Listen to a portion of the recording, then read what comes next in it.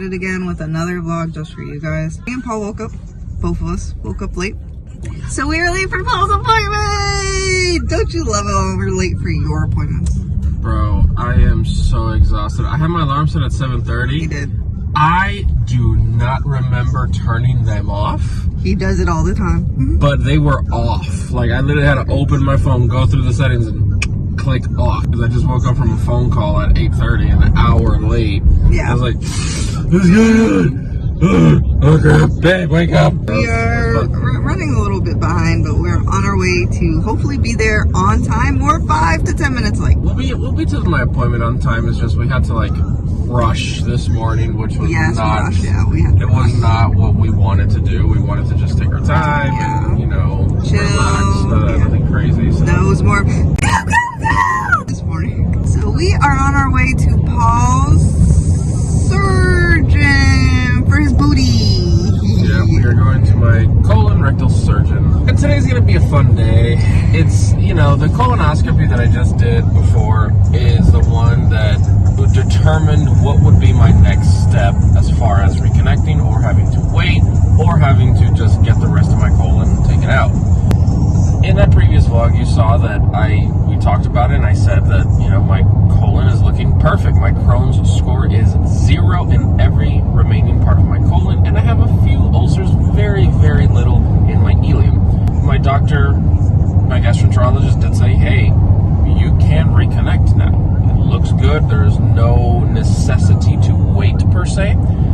We voiced the concern of, I want to be on the medication for kind of like a prolonged amount of time, like instead of just the 6-month mark, which is where I'm at right now, slightly longer, just to be on the safe side that the medication is working 100%, because, you know, that's what I feel a little bit more comfortable with, because I was on my previous medication, and at the year mark is when I started having problems. Yeah. So my GI was like, you know what, that sounds perfectly reasonable to me. It's just being extra safe, extra caution, perfectly fine. So now we get to go talk to the colon rectal surgeon to see what he says about a timeline, if he has any requirements for reconnecting, because that is a major surgery. They're rerouting and redoing my anatomy of my body on the inside. They're repiping Paul. Yes, they're repiping. Because the surgeon did say it's a major surgery. It's not exactly like more difficult or more complicated than placing a colostomy, but it is as equally complicated and difficult because they're connecting 2 sewer pipes. Yep. And it's 2 sewer pipes that are going in a different part of my body that weren't going that way before. Let's see what happens. So we're on our way to go do that, and we're going to take you guys along for this journey. Like, imagine you guys have been with us throughout all of this since the very beginning. And mind you, it's just 2 weeks ago was my 1 year of getting my colostomy. I know, right? Like, now we're thinking about undoing it. I don't know, I'm so nervous. I am just worried about the future and just how Paul's quality of life is going to be after the surgery. Like, that's the unknown for us, and I think that's the scariest thing, to really jump into the surgery. I'm not in a rush to do the surgery, but at the same time, there are a few reasons why I also do want to do it. Yeah. So, there are several reasons why I want to do the surgery.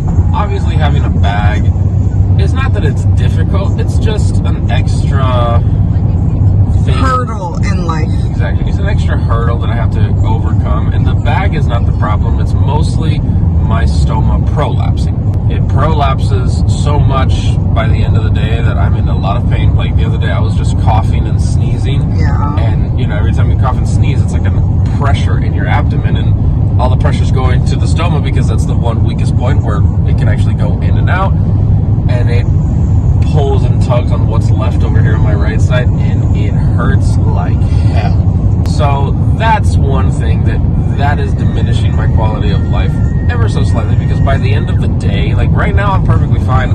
It's maybe sticking out like that, so it's fine, it's very manageable.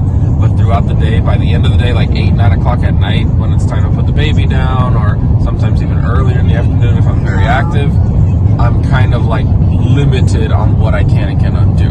Yeah. And it just sucks the energy out of me, like you have no idea. So I'll be like 7 o'clock and I'm exhausted. So that's the only downside for me, is the prolapsing issue. But I can live with it if I have to, don't get me wrong.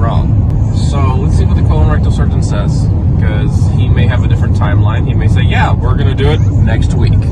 Yeah. Or he may say, yeah, that's fine, we can wait till the end of the year. Now, if I do wait till the end of the year, I do have to do one more colonoscopy so that they can reassure, like, hey, right before connecting, everything is still looking A-okay.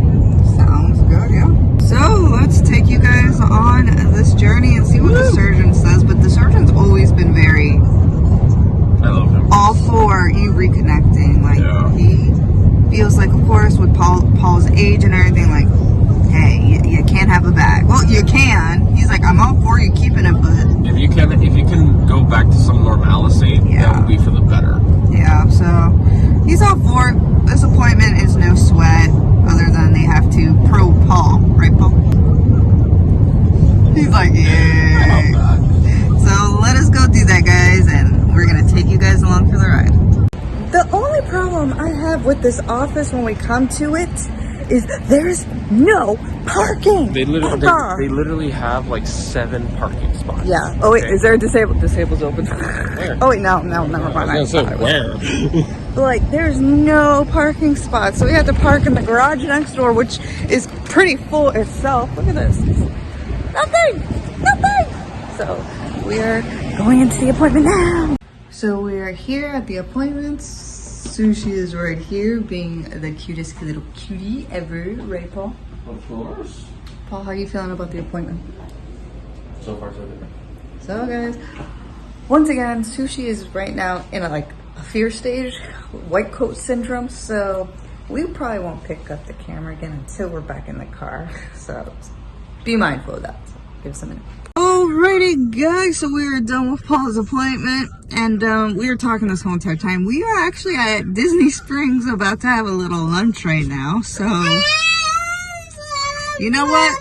With Sushi saying all this, I will finish this vlog at home when we're at home and when we're fed, so wait till then.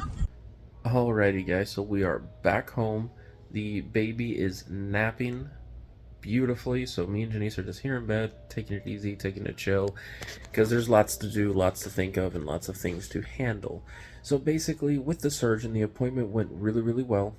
We have a game plan as to what we are going to do. The next step here is for me to do like a pre-op admissions testing and stuff like that, but that's not for a while.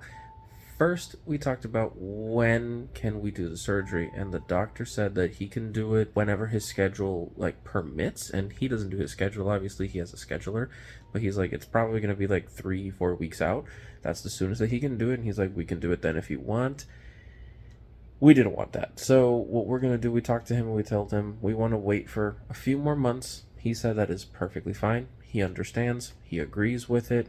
There's no kickback from him in that sense. That is a great thing. We want to wait till shortly after the baby's birthday so that I can actually enjoy my daughter, her birthday. We're going out, having fun, doing her thing. And shortly after, because that'll give me enough time to recuperate from the surgery so that I can enjoy the holidays as well. So we're trying to time it perfectly. Thankfully, we are, planning this months and months ahead, so we should be able to get a perfect day, perfect time in order to accommodate everything that we want, and this is what comes with planning, thankfully.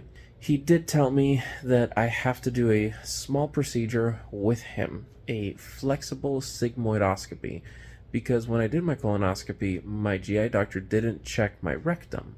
He did it the first time, but not this time. So the surgeon has to look at it because he's like, I want to make sure that, he calls it the landing zone. He's like, I want to make sure that everything is perfect, that there's no issues there at all, and we're good to go. So for right now, I don't have to do anything. Just keep following up with him, let him know what's going on, keep him in the loop. I have to follow up with my GI doctor in a few weeks to, go over the results of my colonoscopy, more in-depth results. And we will see what is the official timeline. I'm assuming, and it's most likely, my GI doctor is going to want another colonoscopy before the surgery. So that's going to be fun. So imagine colonoscopy right before the surgery, which is one prep, and then another prep for the actual surgery itself. But this is part of the journey, guys. We're on the road to feeling better and doing better each and every single day. So guys, thank you so much for coming along this journey. We have lots of stuff that me and Janice need to talk about and figure out, and we have lots of appointments we have to do, testing, blood work, all that fun stuff. So we're going to bring you guys along every step of the way. Thank you so much, guys. Do not forget to like, share, and subscribe. We truly appreciate it. We want to spread as much awareness as possible. And when you do subscribe, hit the little bell so you get all the notifications of every single time we post. We try to post every Tuesday and every Thursday.